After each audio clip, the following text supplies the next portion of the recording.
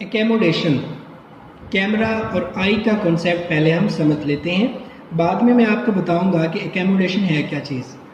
Camera हमारे पास जो image है उसको फिल्म पर फोकस में लाता है, लेंस को टुवर्ड्स और अवे मूव करते हुए, जबकि जो हमारी आई है उसके अंदर हमारे जो सिलियरी मसल्स होते हैं वो कंट्रोल करते हैं हमारे कन्वेक्स लेंस के, आई के लेंस के कर्वेचर को, जिससे फोकल लेंथ कम या ज़्यादा होती है। फोकल लेंथ का कम या ज़्यादा होना इमेज को फोकस पर लाता है, जैसे कैमरा के अंदर फिल्म पर फोकस पे लाता है, आई के अंदर रेटिना पर फोकस में लाता है। जब हमारे पास ये सिलियरी मसल रिलैक्स्ड होते हैं तो फोकल लेंथ बढ़ जाती है, हम दूर के ऑब्जेक्ट्स को देख सकते हैं। जब कॉन्ट्रैक्ट करता है तो हमारे पास फोकल लेंथ कम हो जाती है, हम नियर के ऑब्जेक्ट्स को देख सकते हैं। तो वेरिएशन ऑफ फोकल लेंथ जो कि आई के लेंस की होती है, जिसकी वजह से शार्प इमेज बनता है रेटिना पर, उस फिनोमिना को आप एकैमोडेशन कहते हो। Variation of focal length of eye to form sharp image on retina is called एकैमोडेशन।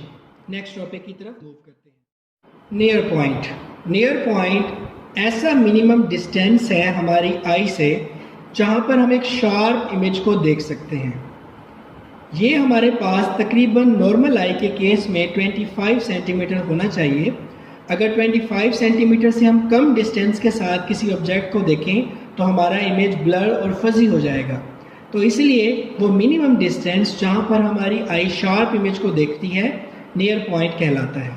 Same far point, maximum distance जहाँ से हमारी ह्यूमन आई शार्प इमेज रेटिना पर प्रोड्यूस करे, फार पॉइंट कहलाती है।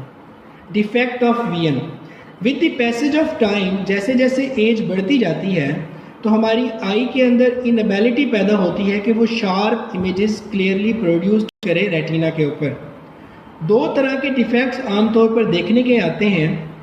फर्स्ट डिफेक्ट मायोपिया और सेकंड हाइपरमेट्रोपिया।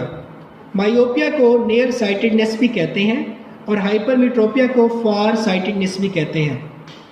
मैं simple आपको इसको समझा दूं। नियर साइटेडनेस मीन्स टू से आपको सिर्फ करीब की चीज़ें दिखाई देंगी, दूर की चीज़ें साफ दिखाई नहीं देंगी।